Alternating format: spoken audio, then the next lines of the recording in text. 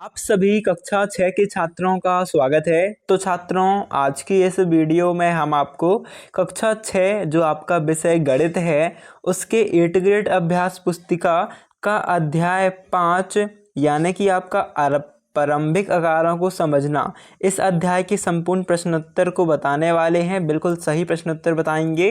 तो छात्रों, वीडियो को अभी लाइक कर दीजिएगा, चैनल को सब्सक्राइब कर लीजिएगा, जितने भी आपके फ्रेंड हैं उनके वीडियो को शेयर कर दीजिएगा। तो अभी करते हैं वीडियो को स्टार्ट। यहाँ पर आप देख सकते हो छात्रों, अध्याय है 5 प्रारंभिक आकारों को समझना।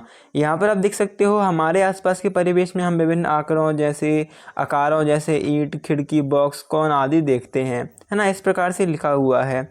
प्रश्नोत्तर की बात करें तो छात्रों, सबसे पहले यहाँ पर आपका उदाहरण में एक प्रश्न आया है जो कि है अपने आसपास के परिवेश से कोण बनाने वाली वस्तुओं के 5 उदाहरण लिखें व उन्हें न्यून कोण, अधिक कोण व समकोण में वर्गीकृत करें।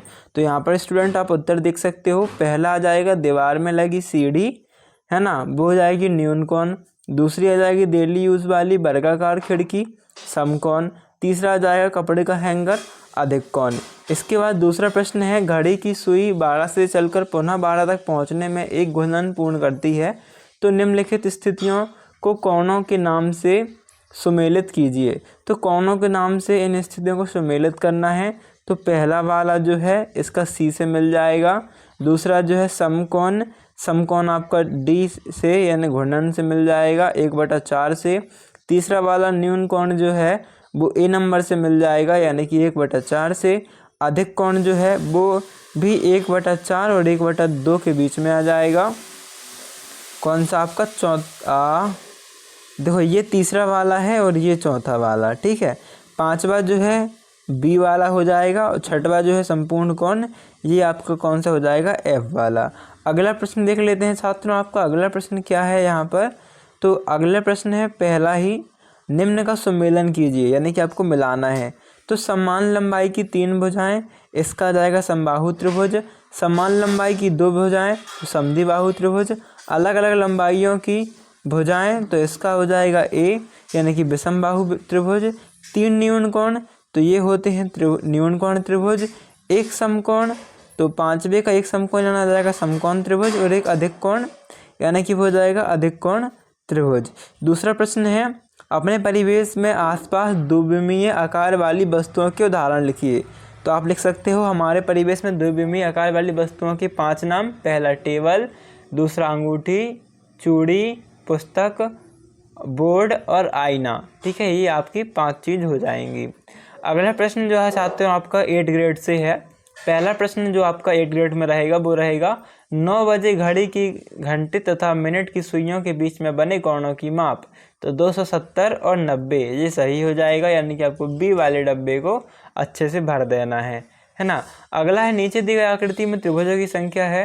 तो देखो, एक त्रिभुज तो आपका ये हो गया, दूसरा त्रिभुज आपका ये हो गया, ठीक है। इसके बाद ये इतना, देखो आपका ध्यान से देखिएगा, एक त्रिभुज ये है इतना, ठीक है, एक त्रिभुज ये है 2। फिर इसके बाद 2 के बाद ये देखो आपका ये वाला तीसरा त्रिभुज, ये वाला चौथा त्रिभुज और ये वाला 5वां त्रिभुज, यानी कितने त्रिभुज हैं, 5। यानी कि आपका सी नंबर वाले तीसरे नंबर वाले डब्बे को आपको अच्छे से भर देना है। इसके बाद है आपका तीसरा प्रश्न, किसी त्रिभुज का प्रत्येक कोण समान माप का हो तो कहलाता है। यदि कोई त्रिभुज का प्रत्येक कोण एक समान माप का हो तो वह कौन सा कोण कहलाएगा, डी, यानी कि समद्विबाहु त्रिभुज, समबाहु त्रिभुज, है ना, समबाहु त्रिभुज। तो समबाहु त्रिभुज यानी आपको डी वाले में आपको भर देना है, गोला कर देना है काले या फिर नीले पेन से। फिर निम्न में कौन सी वस्तु द्विविमीय प्रकार की है। तो वृत्त आपका सही उत्तर हो जाएगा, आपको सी नंबर वाला गोला कर भर देना है। 5वां चतुर्भुज जिसकी सभी भुजाएं बराबर हो कहलाता है, तो वह कहलाता है वर्ग, यानी कि आपका यहाँ पर बी नंबर का सही हो जाएगा। अगला प्रश्न है नीचे दिए गए प्रश्नों को हल कीजिए। रेखा लाइन को एक निश्चित भाग को क्या कहते हैं, एक उदाहरण देकर समझाइए। तो रेखा लाइन के एक निश्चित भाग को रेखाखंड कहते हैं। उदाहरण ए से लेके बी तक लाइन खींच दो और ए और बी लिख दो, ये आपका एक रेखाखंड हो जाएगा, ठीक है, जो कि एक निश्चित भाग है ए से लेके बी तक। 4 सेंटीमीटर 5 सेंटीमीटर भी इसकी ऊपर आप लिख सकते हो, ठीक है। अगला प्रश्न है संपूर्ण कोण यानी कि कंप्लीट एंगल किसे कहते हैं, चित्र में दर्शाइए। तो ये इस प्रकार से आपको चित्र में गोला बना होगा, आपको इस प्रकार से दर्शा देना है। इस प्रकार चित्र बना देना है, ध्यान से देख लीजिए और लिख देना है एक घूर्णन के लिए एक कोण एक संपूर्ण कोण कहलाता है। अगला प्रश्न है एक चौथाई घूर्णन के लिए कोण का नाम क्या है, तो एक चौथाई घूर्णन के लिए कोण का नाम समकोण हो जाएगा। फिर ऐसी दो स्थितियां लिखिए जहां समकोण, न्यून कोण, अधिक कोण और प्रतिवर्ती कोण बन रहे हों। तो आपका जाएगा समकोण की दो स्थितियां बंद किताब के किनारे और डस्टर के किनारे, न्यून कोण की दो स्थितियां स्टेपलर, बतख की खुली चोंच, अधिक कोण की दो स्थितियां तो मकड़ी का जाल, खुली हुई पुस्तक, और प्रतिवर्ती कोण की स्थितियां तो अंग्रेजी अक्षर, भी के बाहरी ओर कोण, और दूसरा घड़ी की सुइयों द्वारा आधे से अधिक घूर्णन। फिर 10वां प्रश्न है आपका निम्न कोणों को चांदे से मापिए और उनका माप लिखिए। तो ए वाला आपका आ जाएगा, चांदे से आप माप के लिखोगे तो 0 या 180 अंश, बी वाले में 50 अंश लिख देना, सी वाले में 115, चौथे वाले में 140 अंश, 45 अंश, 45 अंश आपको उत्तर लिख देना है। फिर आपका जो 11वां प्रश्न है यहाँ पर छात्रों आपको उत्तर डालना है, यदि दो रेखाएं परस्पर प्रतिच्छेद करें और उनके बीच का कोण एक समकोण हो तो वे रेखाएं एक दूसरे पर लंब रेखाएं कहलाती हैं। फिर 12वां प्रश्न देख सकते हो, एक रेखा पर बिंदु ए बी और सी इस प्रकार स्थित हैं कि ए बी बराबर 5 सेंटीमीटर, बी सी बराबर 3 सेंटीमीटर और ए सी बराबर 8 सेंटीमीटर है। इनमें से कौन सा बिंदु अन्य दोनों बिंदुओं के बीच स्थित है।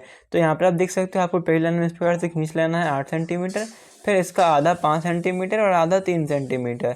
तो ए से लेके बी तक 5 सेंटीमीटर है और बी से लेके सी तक 3 सेंटीमीटर है, और जो टोटल आपका ये ए से लेके सी तक कितना हो जाएगा, 5 और 3 8 सेंटीमीटर। फिर आपको लिख देना है चूंकि बिंदु बी ए और सी के बीच में है। ठीक है, ये आपका राइट उत्तर हो जाएगा। फिर 13वां प्रश्न देख सकते हो, निम्न के चित्र खींचिए। तो चित्र खींचना है एक विषम बाहु न्यून कोण त्रिभुज का। तो ये आपका विषम बाहु न्यून कोण त्रिभुज इस प्रकार से आपको बना देना है ना। ठीक है, इसकी सभी भुजाएं अलग अलग कोण की हैं, न्यून कोण त्रिभुज की हैं। अगला है आपका क्या, एक अधिक कोण समद्विबाहु त्रिभुज, तीसरा है एक विषम बाहु समकोण त्रिभुज। तो आपका बी वाला देख सकते हो, त्रिभुज XYZ अधिक कोण समद्विबाहु त्रिभुज है। यहाँ पर 2 लाइन खींचना मत भूलिएगा, ऐसे यहाँ पर खींची हुई है।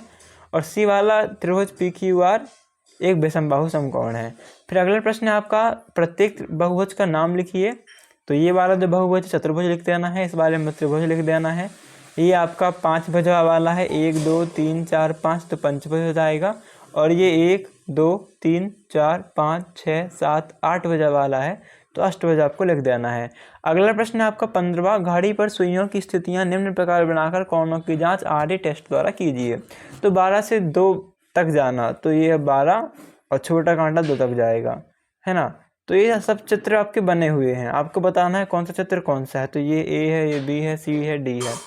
पहला है 12 से 2 तक जाना, तो यहाँ पर आपको बताना है एक समकोण से कम। 6 से आपका 7 तक जाना, तो एक समकोण से कम। 2 से 5 तक जाना, पूरा एक समकोण। और 1 से 8 तक जाना, है ना। 4 से 8 तक जाना, तो एक समकोण से भी अधिक हो जाएगा। तो यह छात्रों आपका पाठ 5 के संपूर्ण उत्तर। अभी हम अगले वीडियो में देखेंगे अगले पार्ट का उत्तर। जब तक के लिए थैंक्स फॉर वॉचिंग, धन्यवाद। वीडियो को लाइक करना मत भूलिएगा, चैनल को सब्सक्राइब कर लीजिएगा। जितने आपकी फ्रेंड हैं उनकी भी हेल्प हो तो वीडियो को शेयर कर दीजिएगा।